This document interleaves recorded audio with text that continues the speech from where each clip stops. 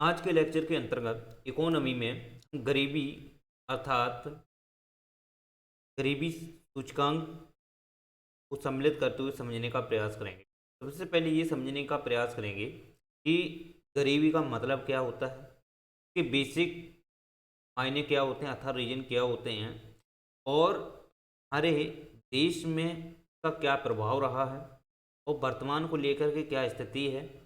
और साथ ही साथ ये भी समझने का प्रयास करेंगे कि के संदर्भ में सरकार के क्या स्थायी प्रयास रहे हैं और वो प्रयास कहाँ तक सफल साबित हुए हैं। राइट, तो इन सभी आंकड़ों को हम एक एक बारी बारी क्रम तरीके से समझने का प्रयास करेंगे। सबसे पहले ये समझने का प्रयास करेंगे कि गरीबी एक्चुअली में क्या होती है और गरीबी को लेकर के हमारे यहाँ पर बहुत ज़्यादा अलग अलग समितियाँ रही हैं।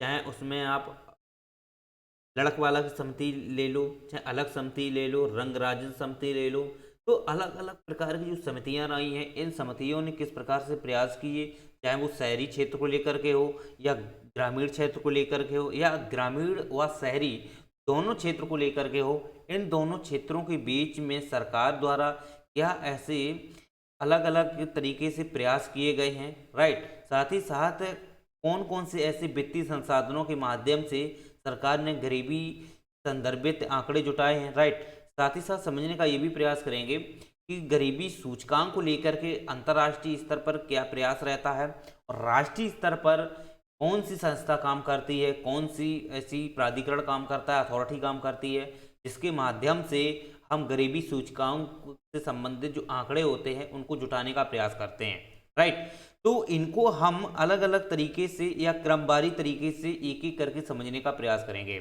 सबसे पहले आपको ये समझना इम्पॉर्टेंट है कि गरीबी जो है, जो गरीबी शब्द है, इसको हम कैसे मेंशन करेंगे। राइट, इसको हम कैसे मेंशन करेंगे, तो सबसे पहले एक चीज आप इस बेसिक चीज को आप ऐसे कॉन्सेप्चुअल चीज को समझ लीजिए कि गरीबी का मतलब आप उस उद्देश्य से जोड़ लीजिए कि कोई व्यक्ति है, उस व्यक्ति के पास में अपने उसके उसके पास में अपने डेली बेसिस पर उसको रहने के लिए, खाना के लिए, ठीक है, और कपड़ा रोटी, जिसे हम बोलते हैं कपड़ा रोटी, सामान्य शब्दों में कपड़ा रोटी मकान नहीं है, तो वो व्यक्ति जो है गरीबी की रेखा के अंतर्गत आ जाता है।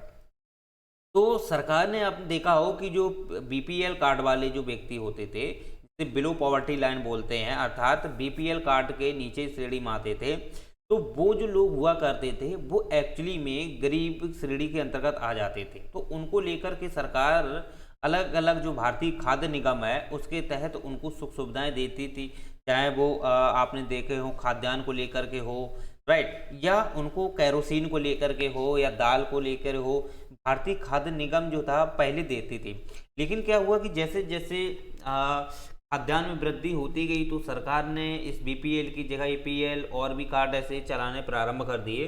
तो इससे क्या हुआ कि हमारे यहाँ पर जो गरीबी का जो स्तर था उसमें क्या है सुधार होना प्रारंभ किया, और धीरे धीरे जो वर्तमान में जो स्थिति देखने को मिलेगी तो गरीबी को लेकर एक प्रकार से आपको नगण्य मिल जाएगी।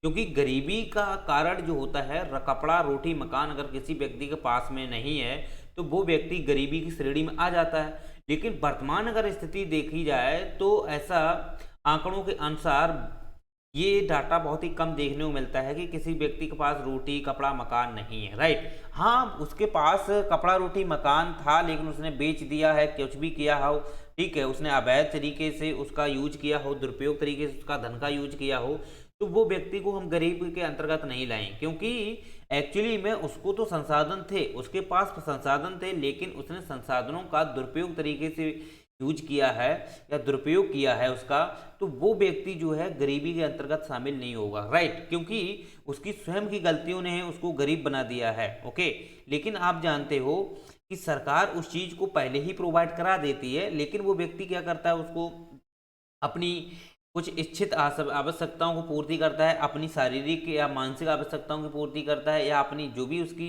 अपनी ऐच्छिक जो क्रियाएं हैं उनको वो पूर्ण करने का प्रयास करता है। तो इसकी वजह से वो क्या करता है, अपनी जो पूंजी है या जो भी संसाधन है, राइट, प्राकृतिक संसाधन जैसे खेती कृषि जो भी है, तो उनका वो क्या कर देता है, उसको बेच करके वो अपने आप को गरीब बन जाता है। तो वो व्यक्ति को हम गरीब कैसे मेंशन कर सकते हैं? नहीं कर सकते ना, क्योंकि उसकी स्वयं की गलती है। लेकिन आप जानते हो कि ऐसे व्यक्ति जो इन चीज़ों से पारंगत नहीं रहे हैं, राइट, इन चीज़ों से उनका कोई दिलचस्पी नहीं रही है, लेकिन उनके पास फिर भी रोटी कपड़ा मकान नहीं है, तो वो व्यक्ति जो है गरीब की श्रेणी में आ जाता है। ओके, वो गरीब की श्रेणी में आ जाएगा।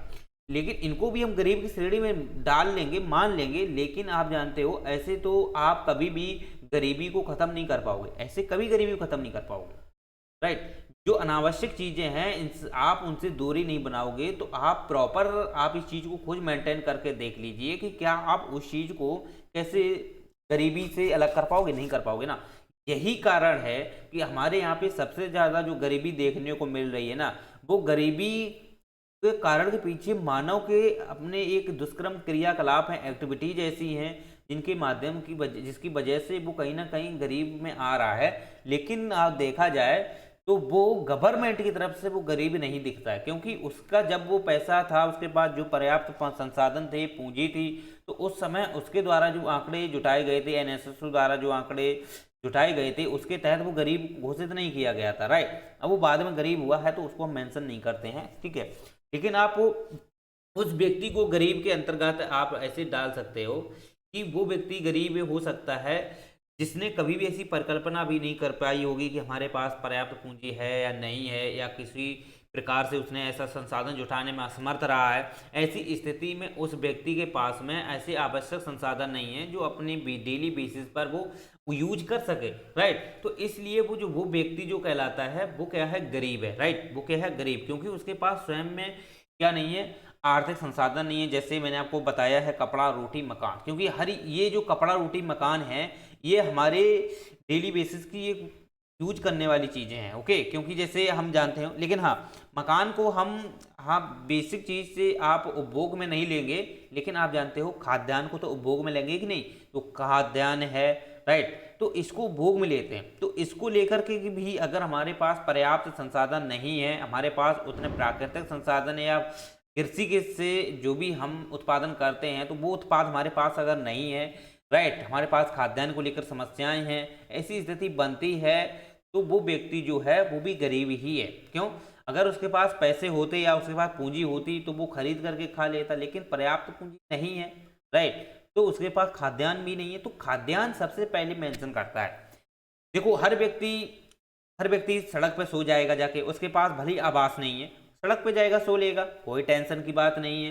कपड़े नहीं है, चड्डी बनियान कच्चा बनियान में रह लेगा, कोई टेंशन की बात नहीं है। अगर खाना नहीं है, उसके पास 2 रोटी खाने के लिए नहीं है, पर्याप्त भोजन नहीं मिल रहा है, तो ऐसी स्थिति में वो व्यक्ति गरीब ही कहलाएगा।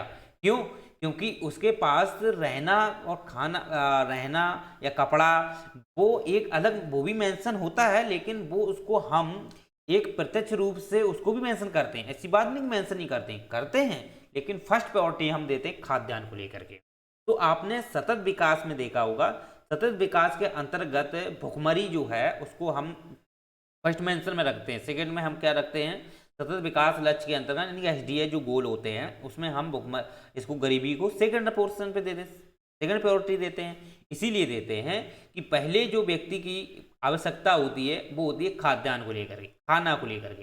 तो जब तक वो व्यक्ति खाना नहीं होगा, उसकी आवश्यक खाना की पूर्ति नहीं होगी, तब तक वो व्यक्ति अपने आप में कभी भी पूंजीपति या वो कभी भी अपने आप को एक पैसा वाला व्यक्ति नहीं समझने का, राइट। तो इसलिए वो व्यक्ति जो है क्या है, गरीबी है। अगर उसके पास पैसा भी है, ठीक है, पैसा भी है, अगर वो नहीं खाना लेना चाह रहा है, भोजन नहीं लेना चाह रहे, तो वो उसकी कमी है, ओके, समझ रहे हो ना। लेकिन वो आंकड़ों में उसकी पूंजी आ जाएगी तो फिर वो गरीब नहीं रहेगा, राइट। ऐसा तो कोई व्यक्ति है नहीं जिनके पास पर्याप्त संसाधन पूंजी सब कुछ है, लेकिन वो खाद्यान्न नहीं है या वो खाना नहीं खा पा रहा है, भूखा सो रहा है, ऐसा नहीं है, ठीक है। इस चीज़ को हम इसमें मायने नहीं रखते हैं, राइट।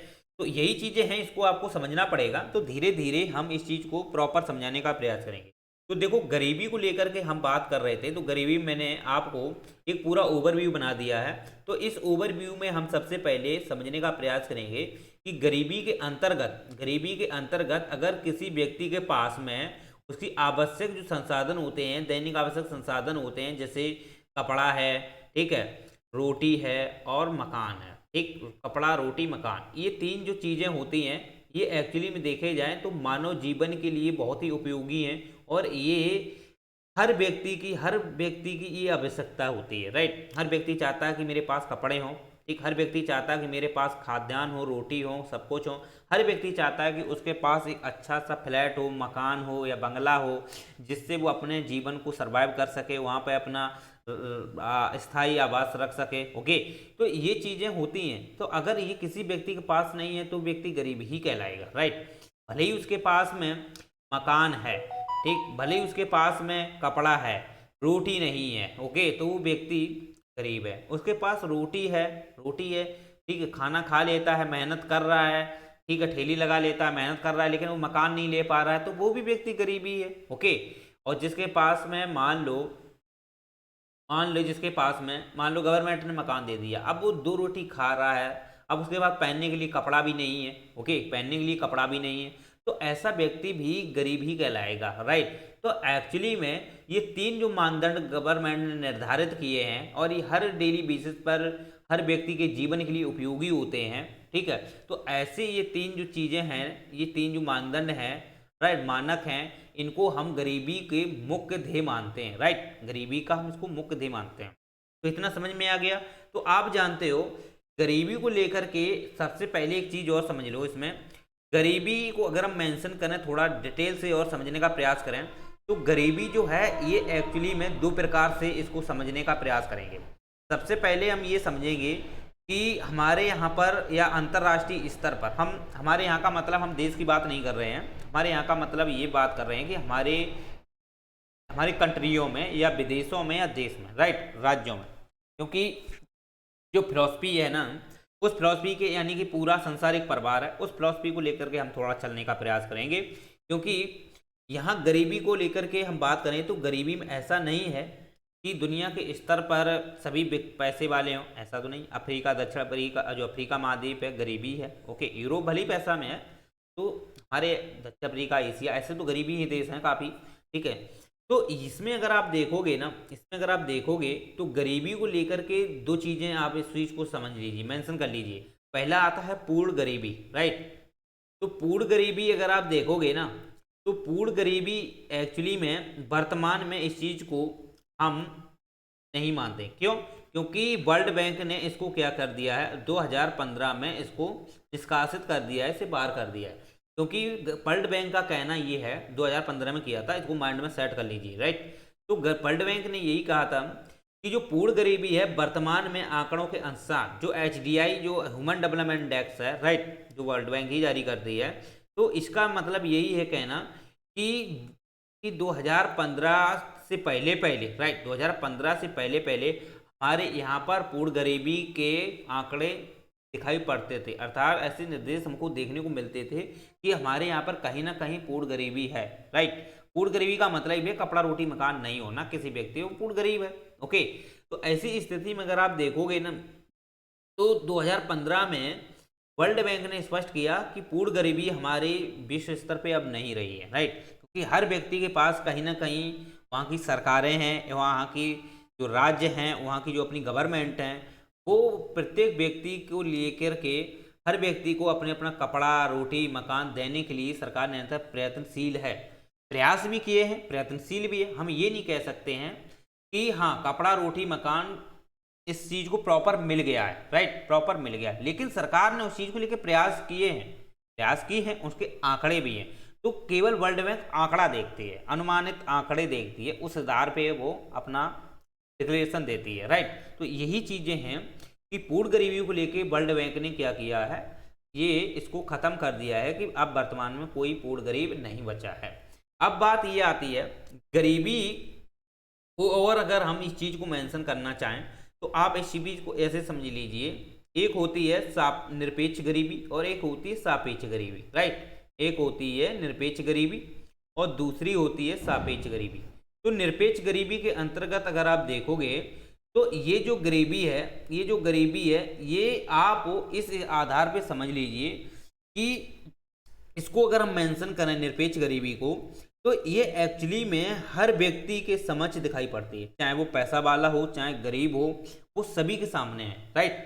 वो सभी के सामने, क्योंकि आप जानते हो हर व्यक्ति की डिमांड होती है कि वो एक सही सुख सुविधाओं को प्राप्त कर सके, राइट। हर व्यक्ति की मांग होती है, चाहे वो पैसा वाला हो चाहे गरीब हो, हर व्यक्ति चाहता है। तो हर व्यक्ति जिस जिस चीज को प्राप्त करना चाहता है वो हर व्यक्ति की एक अपनी डिमांड रहती है, राइट।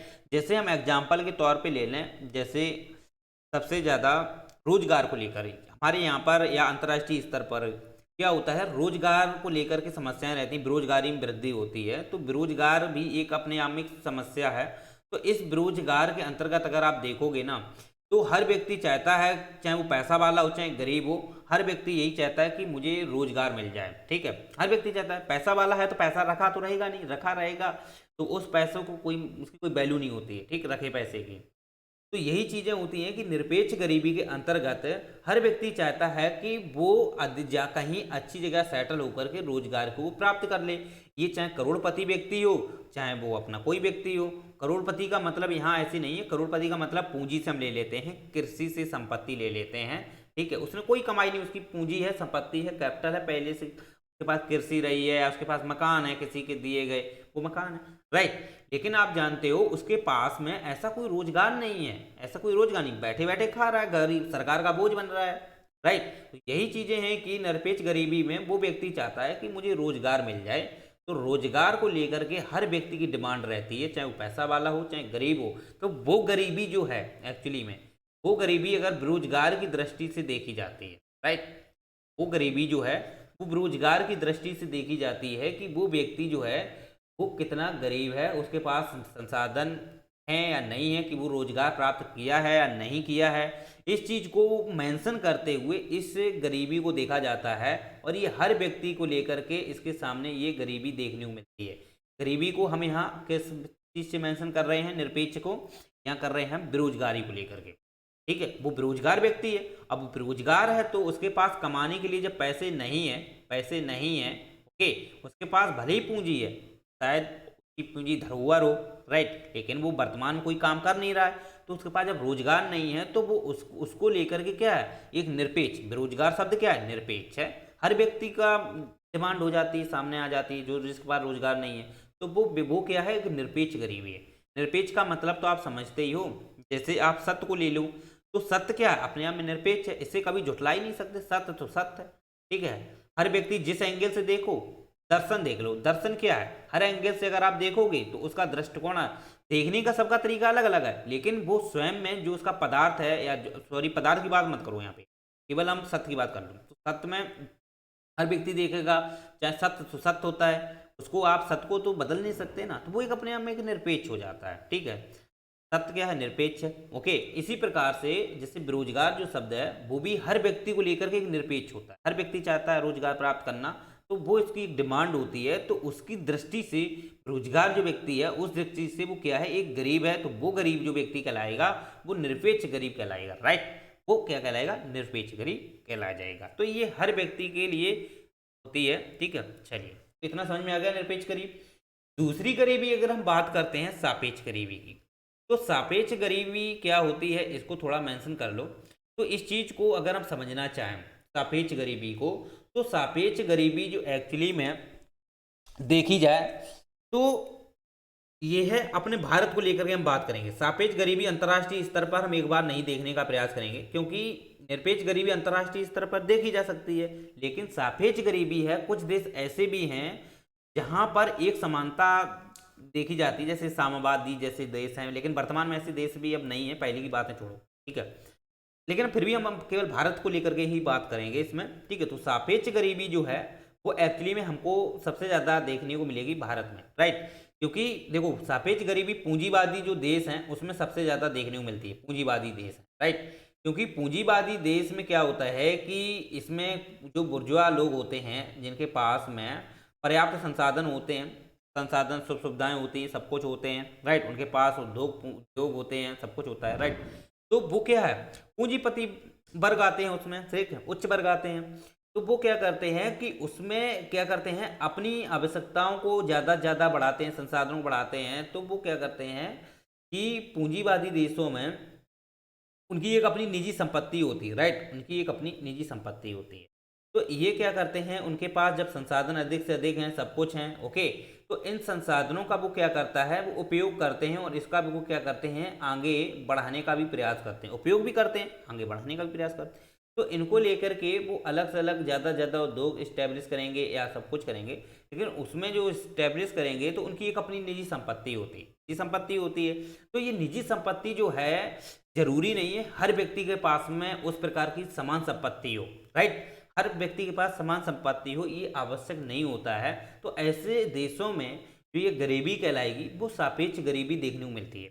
ये हमने एग्जाम्पल जरूर दिया है, हम भारत के संदर्भ में समझते हैं। देखो भारत में अगर आप देखोगे तो सापेक्ष जो गरीब है, राइट, सापेक्ष जो गरीब है वो एक्चुअली में देखा जाए ना तो हर व्यक्ति एक दूसरे से गरीब है, ओके, हर व्यक्ति एक दूसरे से गरीब है।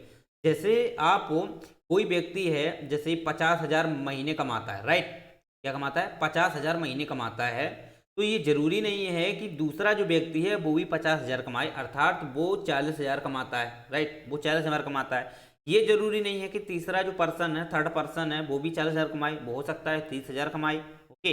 ये एग्जाम्पल के तौर पे हम समझा रहे हैं, ठीक है, हम ये आंकड़ा जो है ये हम फिक्स नहीं दे रहे हैं, फिर भी हम एग्जाम्पल के तौर पे आप समझो, ठीक है। तो कोई व्यक्ति ये 20,000 कमा रहा है, ओके, कोई व्यक्ति ये 10,000 कमा रहा है। अब 8,000 तो खैर छोड़ो, ये कानूनी के तौर पे फिर ये गलत है, 8,000 से ऊपर अब कानूनी के तौर पे नहीं है। तो ये आप खुद सोचो, 10,000 से मान लो कोई ऊपर कमा रहा है, ठीक है, तो आप इस चीज को खुद मेंटेन कर लीजिए कि ये जो व्यक्ति है इसकी तुलना में क्या है, पैसे वाला है, तो इसकी तुलना में जो 40,000 रुपये कमा रहा है व्यक्ति, एक कमा रहा है 50,000 और ये कमा रहा है 40,000, तो 40,000 कमाने वाला व्यक्ति जो है वो क्या है, सापेक्ष गरीब है। इसकी दृष्टि से ये पैसे वाला है तो ये 40,000 वाला ये सोचेगा कि ये व्यक्ति हमसे पैसे वाला है, ओके, तो ये व्यक्ति जो इसकी तुलना में क्या है, गरीब है, इसकी तुलना में ये गरीब, क्योंकि ये 50,000 कमा रहा है, ये 40,000 कमा रहा है, तो इसकी सेविंग जो बचा, अर्थात इसकी जो सेविंग है 50,000 वाले की वो उसकी अधिक होगी। हम यहाँ खर्चा नहीं जोड़ रहे हैं, का सेविंग अधिक तो खर्चा भी अधिक होगा, वो अलग बात है, लेकिन हम इनकम के बेस पे चल रहे हैं, राइट। तो इनकम में अगर आप देखोगे तो ये व्यक्ति जो है ये 50,000 कमाता है, जबकि नीचे वाला जो व्यक्ति है वो 40,000 कमा रहा है, राइट। तो ये 40,000 वाला जो व्यक्ति है वो एक्चुअली में इसकी तुलना में क्या है, इसकी तुलना में गरीबी तो है, तो वो क्या है, सापेक्ष गरीब है, क्या है, सापेक्ष गरीबी है। अब 40,000 की तुलना में ये 30,000 वाला देख लो, आप 30,000 वाला आप देख लो, तो ये व्यक्ति जो है 30,000 कमा रहा है और ये व्यक्ति जो है देखो उसकी तुलना में 20,000 कमा रहा है, ये व्यक्ति देखो उसकी तुलना में कम कमा रहा है। तो आप यहाँ खुद ऐसे मेंशन कर लो कि यहाँ अगर आप कंपेरिजन करोगे, राइट, कंपेयर अगर आप करोगे किसी दूसरे से तो हर व्यक्ति एक दूसरे की तुलना में गरीब है, तो यही व्यक्ति क्या कहलाता है, ऐसी गरीबी क्या कहलाती है, सापेक्ष गरीबी, राइट। तो सापेक्ष गरीबी क्या है, हर एक व्यक्ति के दृष्टिकोण से अलग अलग उस चीज को मेंशन किया जाए, ठीक, क्या कहलाती है, सापेक्ष गरीबी कहलाती है। जबकि निरपेक्ष गरीबी में क्या था, निरपेक्ष गरीबी में हर व्यक्ति के लिए गरीब, हर व्यक्ति गरीब था निरपेक्ष को लेकर के, क्यों, क्योंकि हर व्यक्ति की डिमांड है रोजगार प्राप्त करना, रोजगार। लेकिन आप जानते हो सापेक्ष गरीबी का अंतर क्या क्या होता है कि एक व्यक्ति दूसरे व्यक्ति से गरीब है, राइट। अगर मुकेश अंबानी इतना कमा रहे हैं, अडानी कितना कमा रहे हैं, टाटा कितने कमा रहे हैं, इनकी बात कर लो, अब इनसे छोटे लोगों की बात कर लो, ठीक है। हमारे यहाँ पर देखी जाती है कि पूंजीपतियों के पास में जो पैसे वाले हैं उनके पास लगभग 80 से 90% संपत्ति है, टोटल संपत्ति जितनी है उसका व्यक्तियों के हिसाब से करें, गवर्नमेंट को मेंशन नहीं कर रहे हैं भाई, जितनी संपत्ति है उस हिसाब से 80 से 90% आती है। तो यहाँ पे असमानता सूचकांक है, हाँ, ये चीज को आप समझ लीजिए। तो आप उनकी तुलना में अगर आप नीचे देखोगे, असमानता है, उनकी तुलना में नीचे देखोगे तो वो पैसा कम कमा रहा है, वो पैसा कम कमा रहा है, राइट। तो आप यहाँ खुद समझ लीजिए कि नीचे वाला व्यक्ति जो है उनकी तुलना में कम है, उनकी फिर उसकी श्रेणी से नीचे वाला देख लो तो तुलना में वो कम कमा रहा है। तो ओबियसली आप ओवरऑल क्या देखोगे, आप हर व्यक्ति उससे कंपेयर करोगे तो गरीब आएगा, राइट, क्या आएगा, गरीब आएगा। तो यही क्या कहलाती है, आपकी सापेक्ष गरीबी कहलाती है। अब बात हम ये करते हैं कि ये तो गरीब के संदर्भ में था, ये गरीबी के संदर्भ में था। अब ये बात, इस चीज को अगर हम और थोड़ा निर्धारण करने का प्रयास करें, राइट, इसको थोड़ा और डीपली समझाने का प्रयास करें, तो एक चीज आप इस चीज को ऐसे समझ लीजिए कि इससे ज़्यादा अगर आप और चीज़ को समझेंगे तो एक आप गिनी गुणांक को आपने पढ़ा होगा। तो गिनी गुणांक जो है एक्चुअली में 0 से 1 इसका जो मान होता है, इसको थोड़ा समझ लो।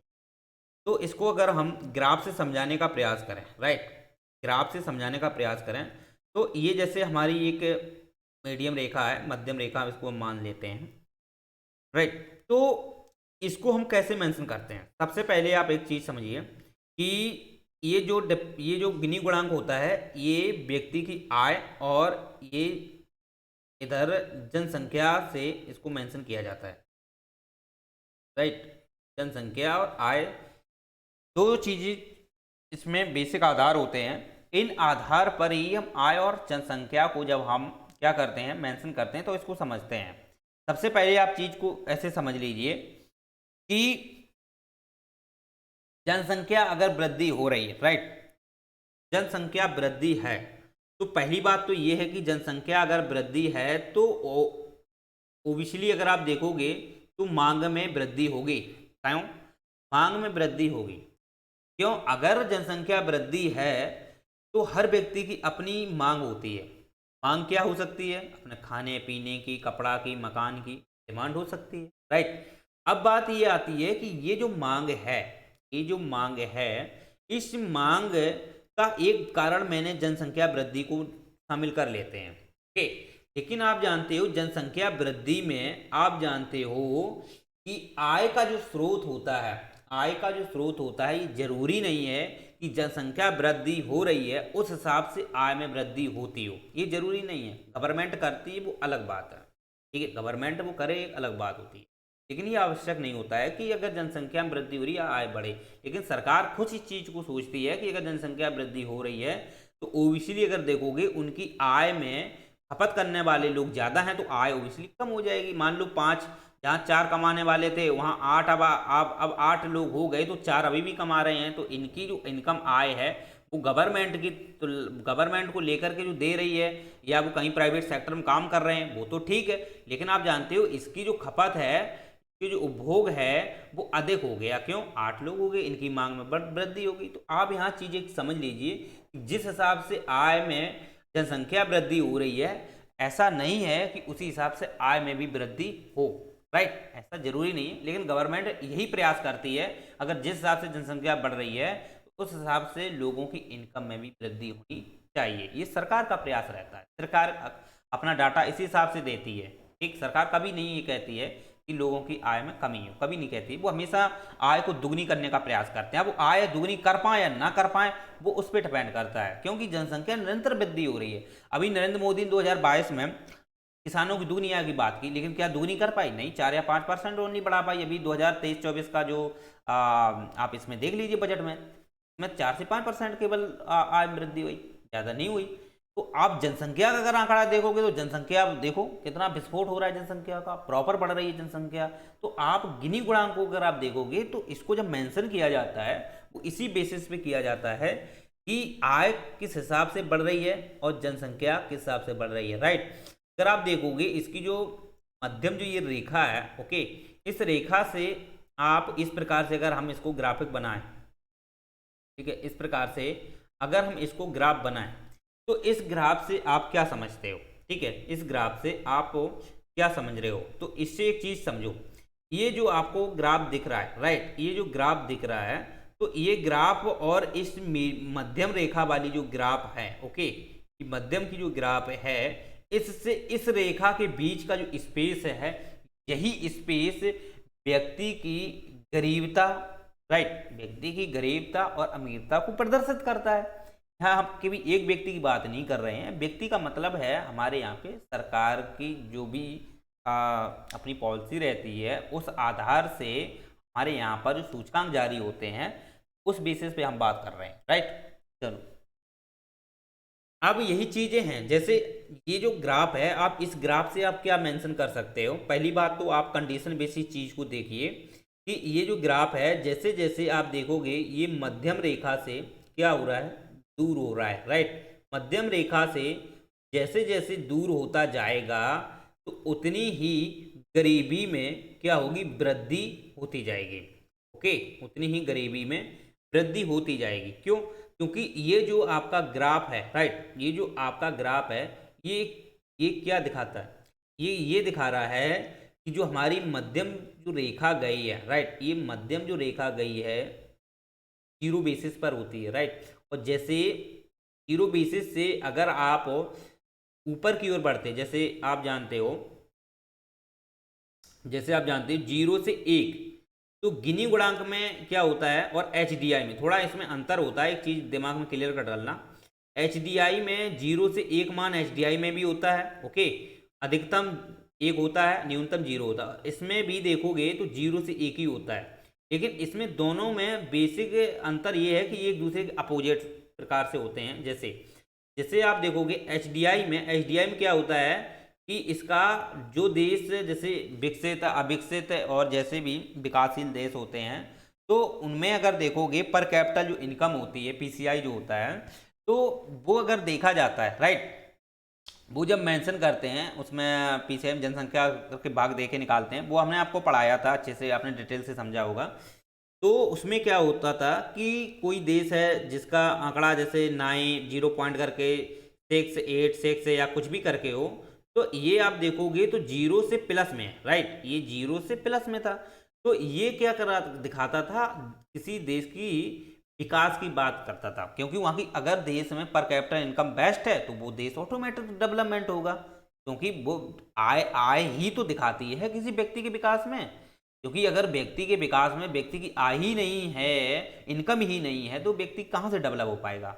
नहीं हो पाएगा ना। वही चीज़ें होती हैं कि एचडीआई पर कैपिटा जो इनकम होता है, इस बेसिस में अगर देखोगे जैसे साक्षरता दर है या वहाँ की शिक्षा है या वहाँ का जीवन प्रत्याशा है, इस चीज़ को ये 33% करके देखे जाते हैं, राइट। तो ये है ना, तो इसमें आप क्या देखोगे तो ये जीरो से जब प्लस की ओर जाता है एचडीआई, तो ये डेवलपमेंट को प्रदर्शित करता है, राइट, डेवलपमेंट को, कौन देश कितना विकासशील है, कितना विकसित है, क्या अविकसित है। जबकि आप गिनी गुणांक में देखोगे ना, जैसे ये रेखा जीरो से एक की तरफ जाएगी, जीरो से एक की तरफ जाएगी, तो गरीबी में उतनी ही वृद्धि होगी, गरीबी में उतनी ही वृद्धि होगी।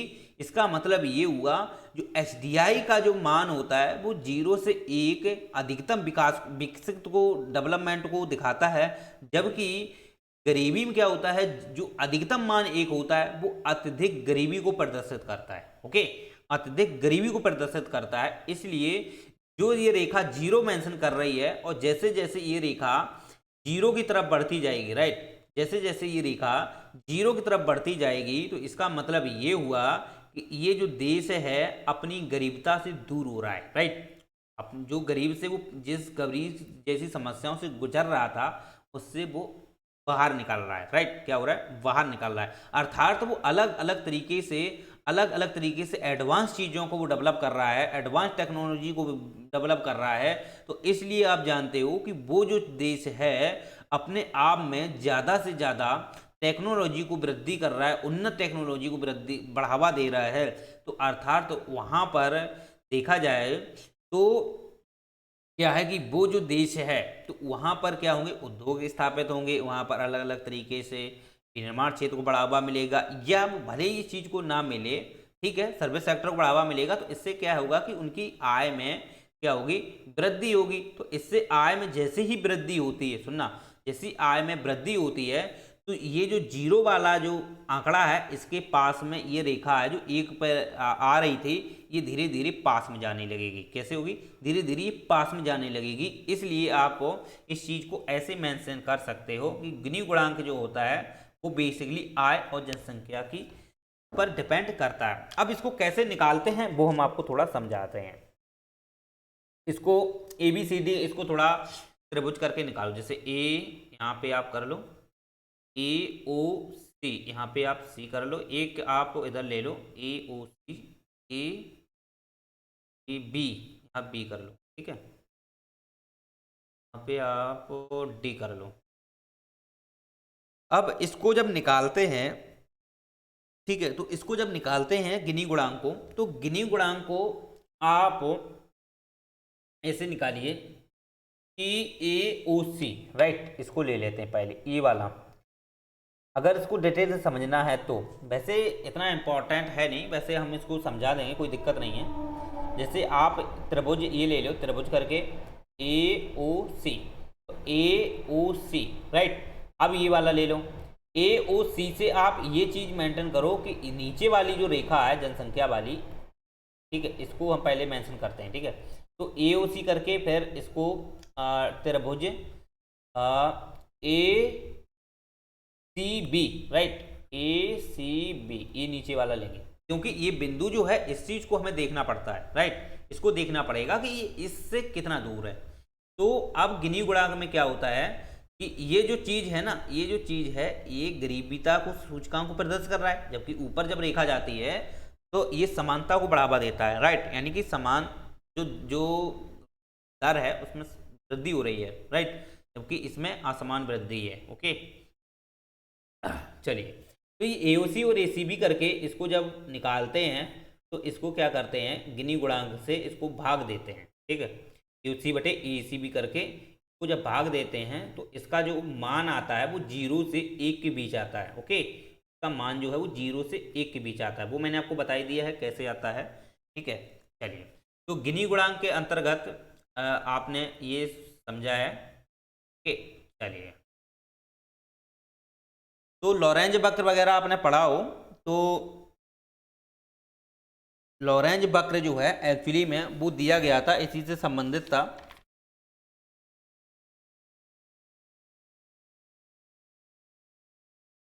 ठीक है, तो लॉरेंज जो अर्थशास्त्री रहे हैं उन्होंने दिया था। चलो, समझ में आ गया। चलिए, तो उम्मीद करते हैं आपको गिनी गुणांक और जो भी गरीबी सूचकांक, सॉरी गरीबी है, इनके विषय में आपने डिटेल से समझ लिया है। लेकिन अब हम थोड़ा इस पे और प्रयास करेंगे समझने का कि गरीबी जो है इसको हम किस आधार पे थोड़ा और समझते हैं। तो सबसे पहले एक चीज़ आप समझिए, यूपीएससी में क्वेश्चन किया जाता है कि जो गरीबी है ये किस बेसिस पर होती है। तो हमेशा याद रखना, गरीबी के जो आंकड़े होते हैं, पहले की बात की जाए वर्तमान की बात की जाए, तो गरीबी को लेकर के जैसे पहले जो प्रयोग किए जाते थे, जैसे उपभोग के आधार पर, ठीक, उपभोग के आधार पर। तो उपभोग के आधार का मतलब ये है खाद्यान्न या जो भी उसके पास में अपने संसाधन है, ठीक है। हम यहाँ पर उपभोग में हम मकान को नहीं शामिल करेंगे क्योंकि पूंजी जो होती है वो उपभोग में यूज नहीं होती है, राइट। उपभोग के अंतर्गत वो प्रयोग में नहीं लाई जाती है, क्योंकि उपभोग के अंतर्गत क्या क्या आते हैं, प्राकृतिक संसाधन आ जाता है, लेकिन वो प्राकृतिक संसाधन जो उत्पादन का गुण रखते हैं, ठीक, जो उत्पादन का गुण रखते हैं। जैसे आप जानते हो गेहूं है, खाद्यान्न को ले लो, तो खाद्यान्न का उपभोग कर सकते हैं। जैसे आप डेली बेसिस पहनने वाली चीजें हैं, जूता कपड़ा, ये भी उपभोग करते हो, ठीक है। क्या करते हो, क्योंकि इसमें पैसा खर्च हो रहा है, घिस रहे हैं, उपभोग हो रहा है उनका, ठीक है। अब मकान जो है आप खड़ा किए हो, अब वो भले ही उसके समय के साथ पैसा नहीं करता है, उसकी वैल्यू बढ़ती है, उसकी क्या करती है, वैल्यू ही बढ़ती है, तो उससे पूंजी उगाई होती है। जबकि उपभोग में क्या होता है, पैसा खर्च होता है, पैसा आता नहीं उससे, ठीक है।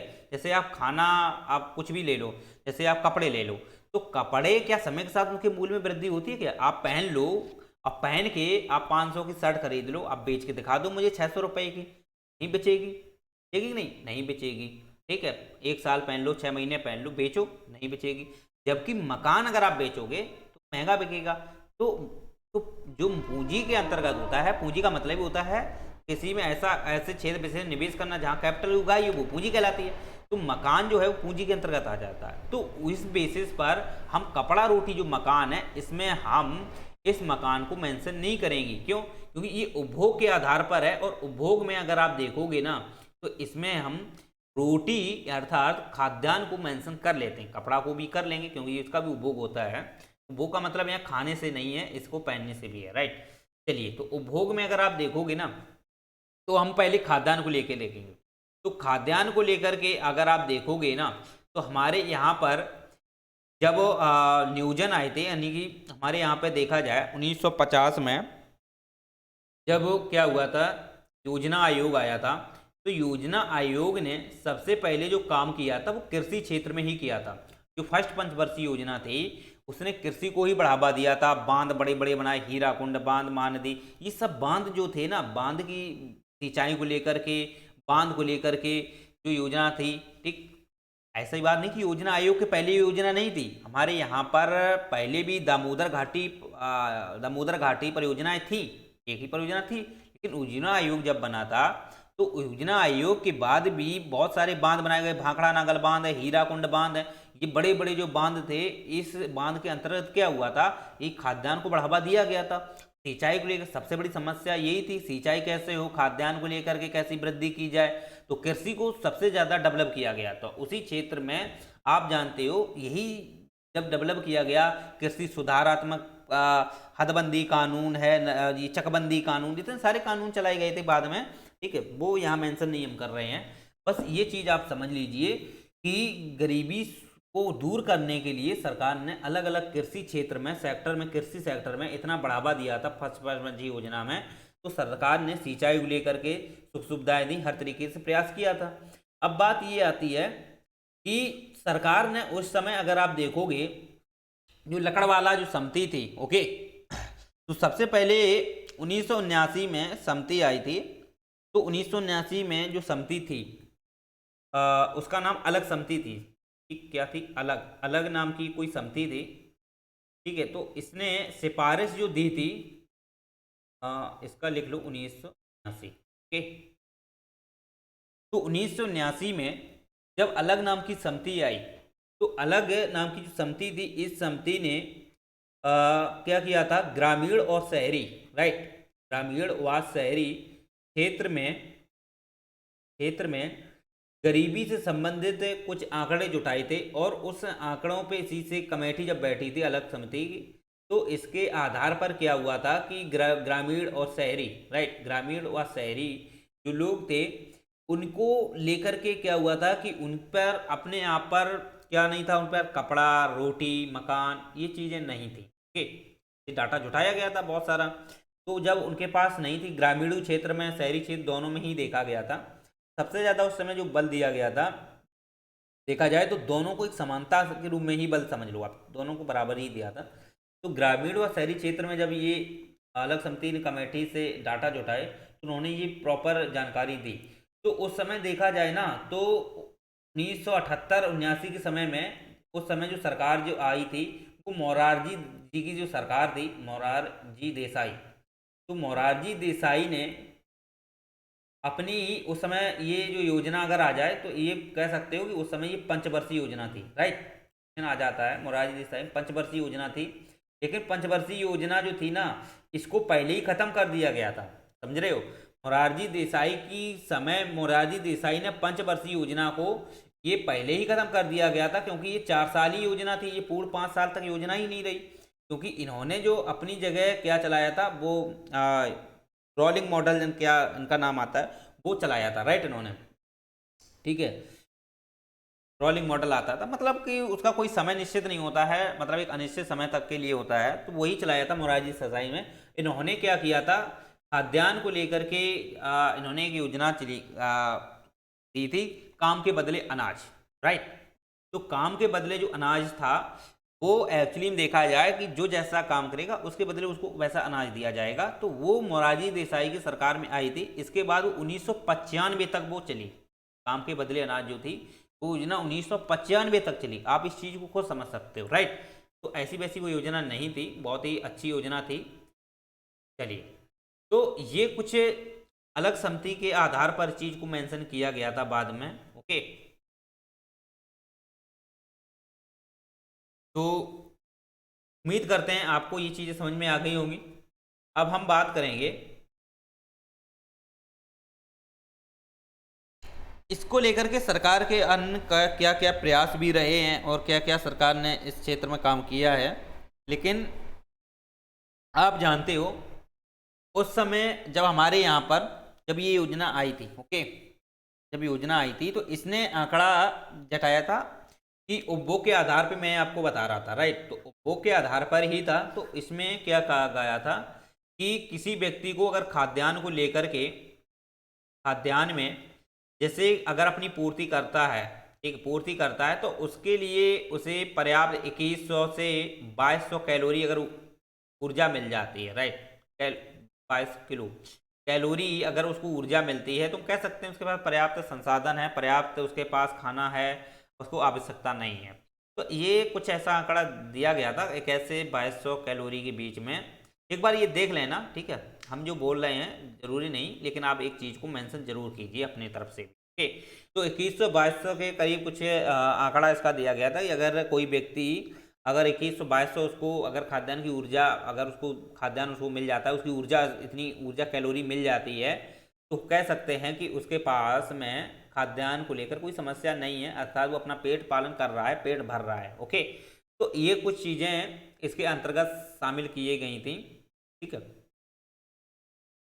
चलो, तो उपभोग के आधार पर ये बात की गई थी, उस समय तो उपभोग के आधार पर ही था, लेकिन वर्तमान की अगर स्थिति अगर देखा जाए ना, तो वर्तमान में अगर आप देखोगे तो इसका खाद्य जो निगम है, भारतीय खाद्य निगम है, एफसीआई है, फूड कॉरपोरेशन ऑफ इंडिया है, तो इसके द्वारा क्या होता है कि आप देखोगे FSSAI यानी कि food security standard authority of India, यानी कि ये क्या करता है, अगर आप देखोगे ना, तो फूड सिक्योरिटी यानी कि जो पोषण जो चीज़ें हैं, पोषित जो चीज़ें होती हैं न्यूट्रिशन को लेकर के, उसकी जांच करना, उस चीज़ को देखना, ऐप, ठीक है, यानी सिक्योरिटी यानी कि उसकी सुरक्षा बनाए रखना, यानी कि भोजन है उसकी चीज़ों को लेकर के अलग अलग तरीके से जो भी हमारे पास में संसाधन आते हैं या सरकार उसको परचेज करती है, एम इस पे करती है, वो आपको पता होगा, मिनिमम प्राइस जो एम बोलते हैं, ठीक है, पे करती है। तो वो क्या करता है कि एफसीआई ही उसको अपने पास स्टोरेज के रूप में रखता है, लेकिन उसकी गुणवत्ता की जैसे जांच करना हो या क्या करना है, इसके लेकर के सिक्योरिटी जो रखती है एफएसएआई, जो food security standard authority of India है, इसके तहत इस चीज़ को देखा जाता है, उसकी गुणवत्ता की जांच की जाती है, राइट। तो यही क्या करते हैं, अब क्या होता है कि जो ये खाद्यान्न है, जो भारतीय निगम है, ओके, जो भारतीय खाद्य निगम है, इसके माध्यम से इनका क्या किया जाता है, जो संसाधन होते हैं इनका वितरण किया जाता है, राइट, संसाधन का वितरण किया जाता है। तो इन संसाधन को दो आधार चीज़ें देखी जाती हैं। पहला तो आप इस चीज़ को ये देखिए कि हम जिस व्यक्ति को खाना दे रहे हैं या जिस व्यक्ति को हम सुख सुविधाएं उपलब्ध करा रहे हैं, वो उसके काबिल है या नहीं, राइट, वो उसके काबिल है या नहीं, ओके। हम देखो बात यहाँ पे आती है कि अभी कोरोना की स्थिति को हम मेंशन नहीं करेंगे, कोरोना की स्थिति में सरकार ने फ्री दिया, अभी भी फ्री दे रही है, अभी भी फ्री दे रही है, ठीक है, तो वो चीज़ को मेंशन नहीं करेंगे, लेकिन आप यहाँ पे एक चीज़ ऐसे समझ लो कि संसाधन को लेकर के सरकार जब ये जुटाती है, मतलब स्टोरेज के रूप में रखती है, कोल्ड स्टोरेज में, तो ये जब वितरण कराती है, राइट, ये वितरण जब कराती है, तो ये बेसिक चीज़ें रिक्वायरमेंट देखती है कि किसी व्यक्ति की क्या क्या रिक्वायरमेंट है, उस आधार पर यह वितरण कराती है। तो सबसे पहले आप एक चीज़ देखिए कि उसके पास में कितने पर्याप्त संसाधन हैं या नहीं, राइट, उसके पास में पर्याप्त संसाधन है या नहीं, ठीक है। अब ये पर्याप्त संसाधन उनके पास सुख सुविधाएं हैं, सब कुछ हैं, तो ये पर्याप्त संसाधन के अंतर्गत अगर आप देखोगे तो क्या क्या शामिल कर लेते हैं, तो पहली बात हम कृषि को शामिल करते हैं, फर्स्ट प्रायोरिटी हम कृषि को देते हैं, और सेकंड देते हैं पशुपालन को भी देंगे, ओके, पशुपालन वहाँ का कैसा क्या है, कृषि क्या है, इस चीज़ को मेंटेन कर लेते हैं, ठीक है। पहले जो था वो केवल उपभोग, व्यक्ति कैसा उपभोग था, लेकिन अब जो देखोगे ना, तो यहाँ पर स्टोरेज के रूप में जब सरकार जब वितरण कराती है, तो वो उपभोग को तो देखती ही है, उपभोग को वो देखती ही है कि भाई आपके पास संसाधन है क्या है कि नहीं है, उस चीज़ को देखेगी। दूसरी बात है कृषि, पशुपालन, इन चीज़ों को भी अब सरकार क्या कर रही है, आंकड़े जुटा रही है, पहले भी करती थी, लेकिन अब क्या है, इस चीज़ में प्रत्यक्ष वो अपनी सहभागिता निभा रही है, ओके। चलो, तो ये कुछ परिवर्तन देखा गया है, तो इसके संबंधित जो एक्ट सरकार बनाती है वो चीज़ आप पढ़ लेना जाके, कोई दिक्कत नहीं। चलो, अब इसको एक बार थोड़ा साफ कर लें फिर।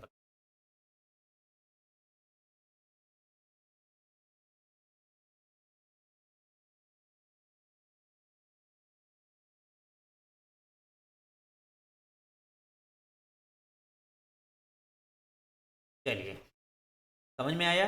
काफ़ी डिफिकल्ट चीज़ें हैं, लेकिन धीरे धीरे सब आ जाएंगी, हम बिल्कुल इजी बना देते, टेंशन मत लीजिए।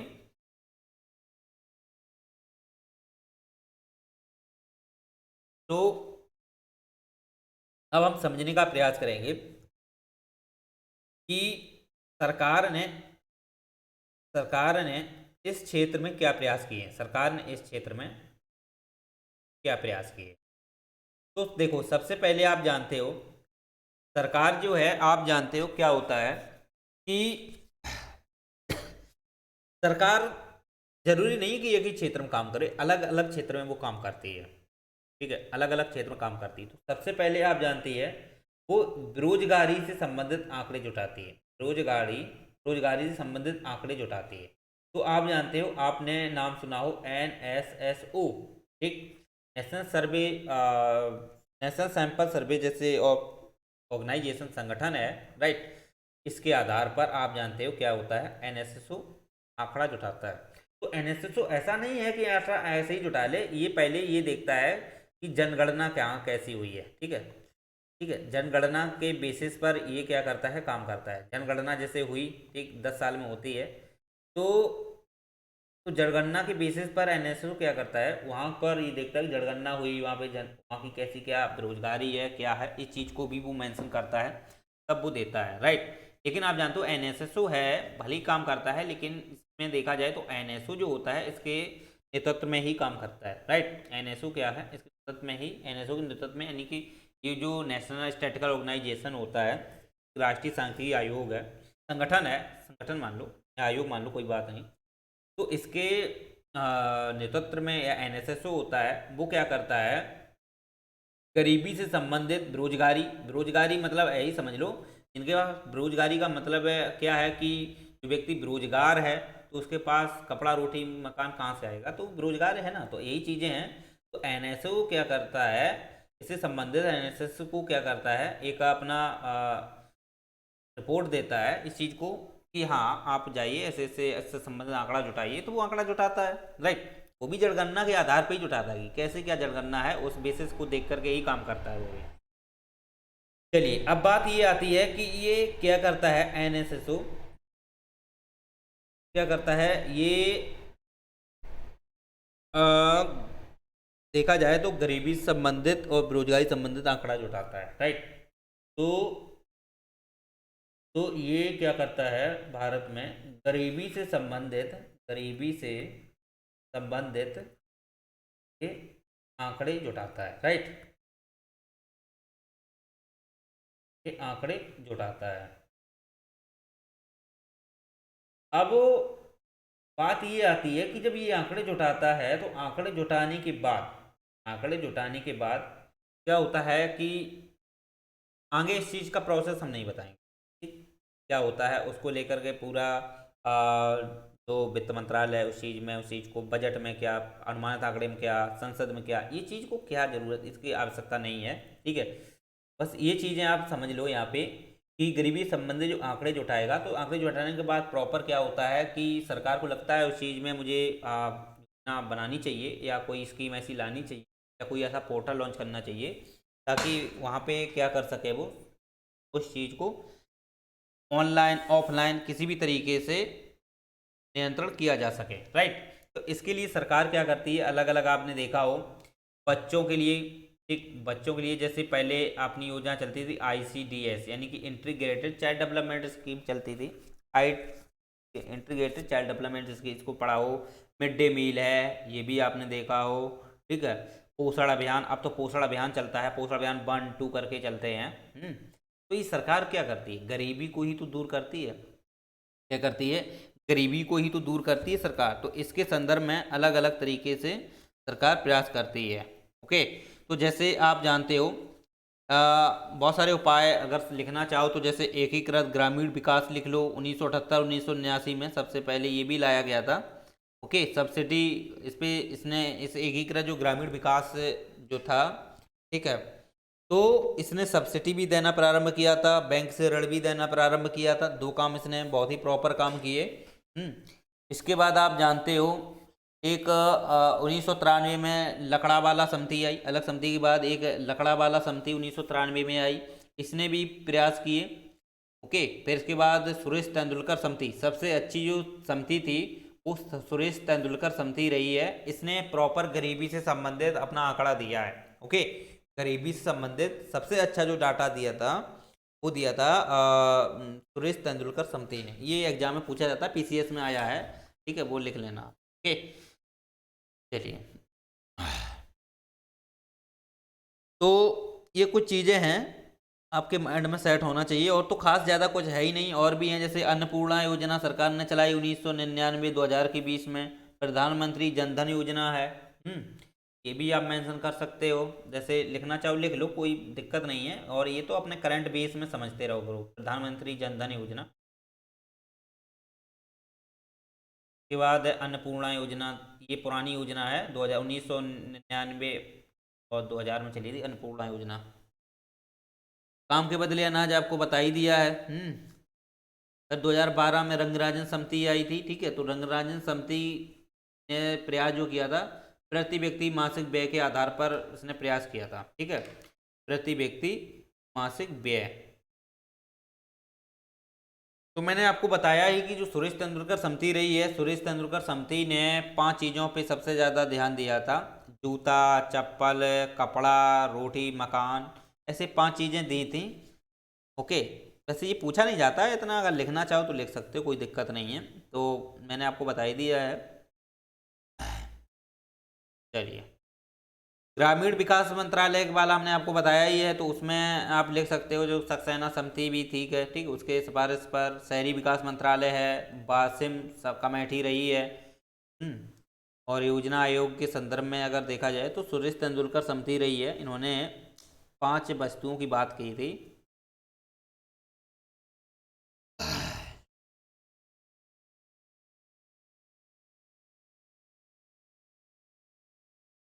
और तो कोई खास इसमें चीज़ें हैं नहीं, अगर और लिखना चाहो तो आप एक चीज़ और मेंशन कर लीजिए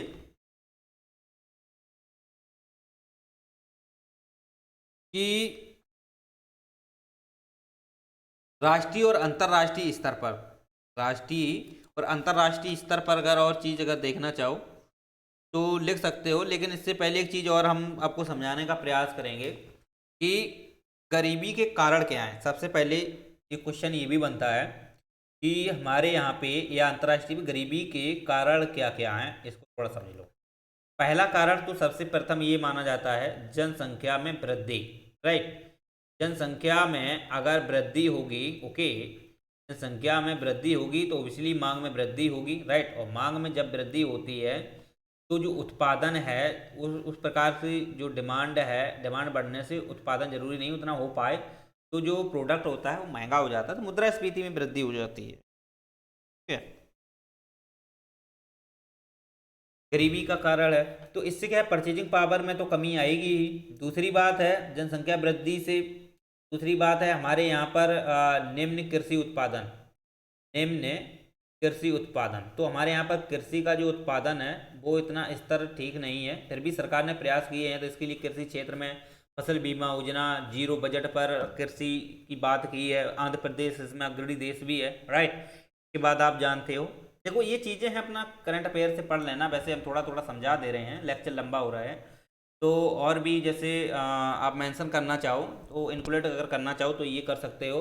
निम्न कृषि उत्पादन के अंतर्गत आप जानते हो तो ज़्यादा उत्पादन नहीं, हर साल अगर देखोगे तो लगभग में 250 से तो ऊपर ट्रिलियन कुछ रहता है, ठीक है, एक बार देख लेना।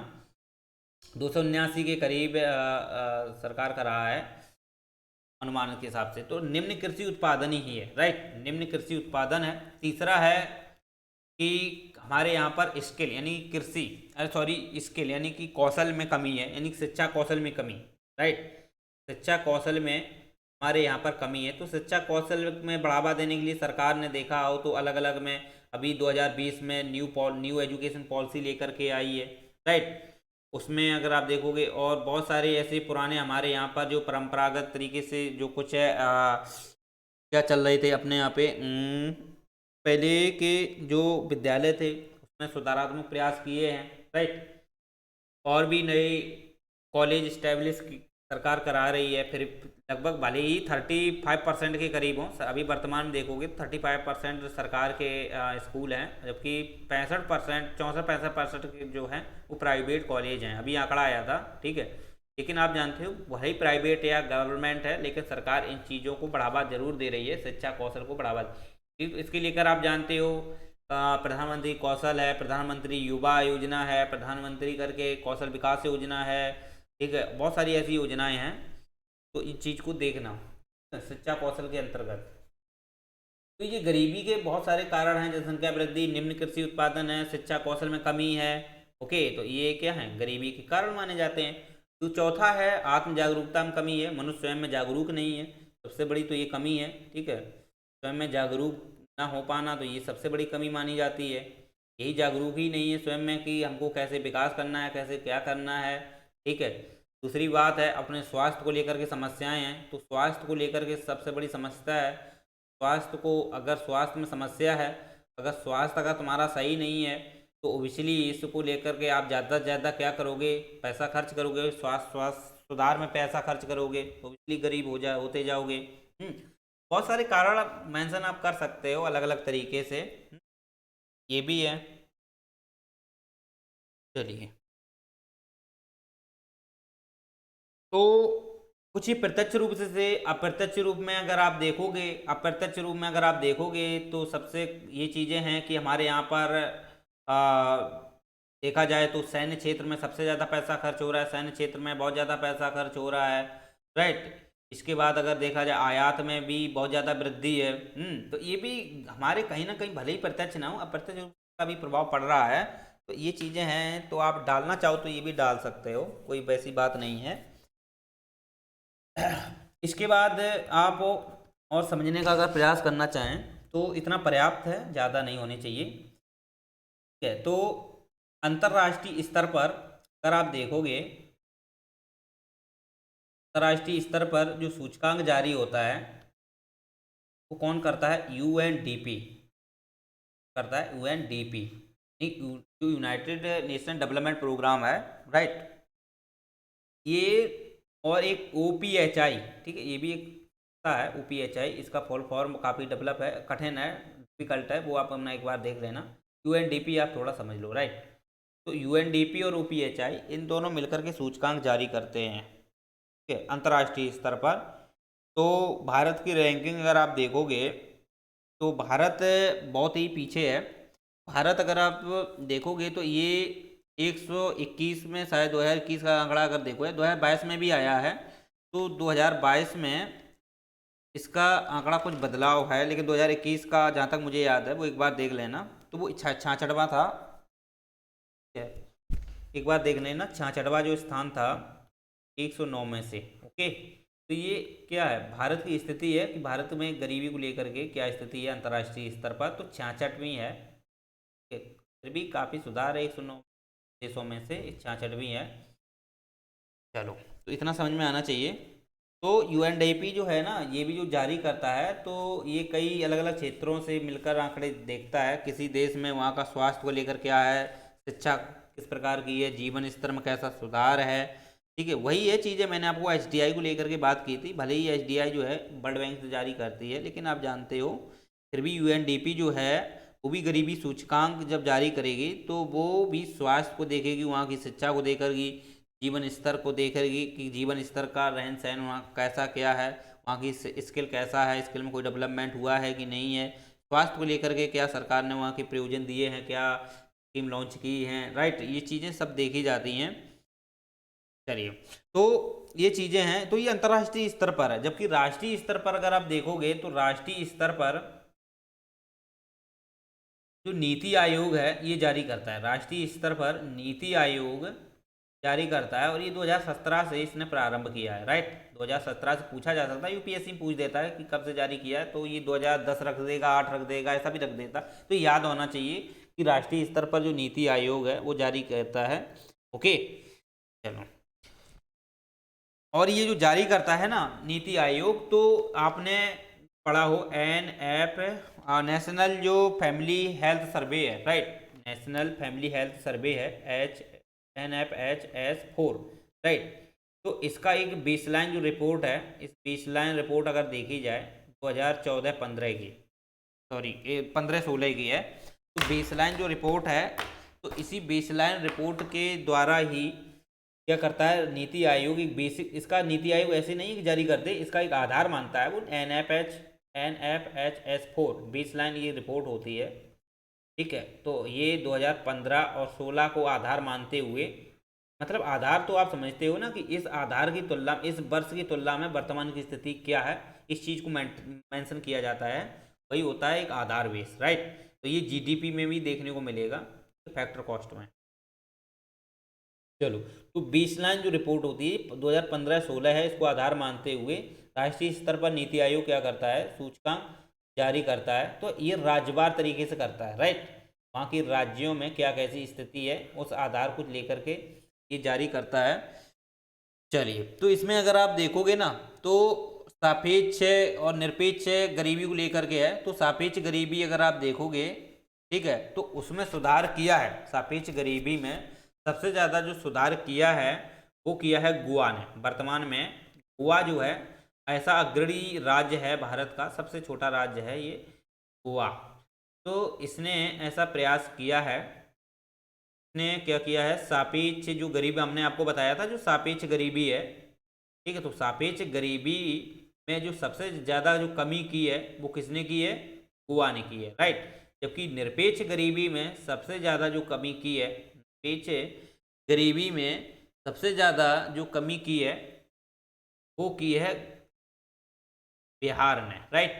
बिहार देखो काफ़ी अच्छा काम कर रहा है बिहार भी निरपेक्ष गरीबी में उसने कमी की है। निरपेक्ष गरीबी मैंने आपको बताया था रोजगार को लेकर, अर्थात रोजगार को लेकर के वहाँ पर बेरोजगारी में कमी आ रही है बिहार में, इसका मतलब ये है। इसलिए आप जानते हो बिहार काफ़ी अच्छा राज्य बन रहा है अब, कि निरपेक्ष गरीबी जो है उसमें कमी हो गई है, उसमें सापेक्ष गरीबी में गोवा है, ठीक है, कमी करने वाला।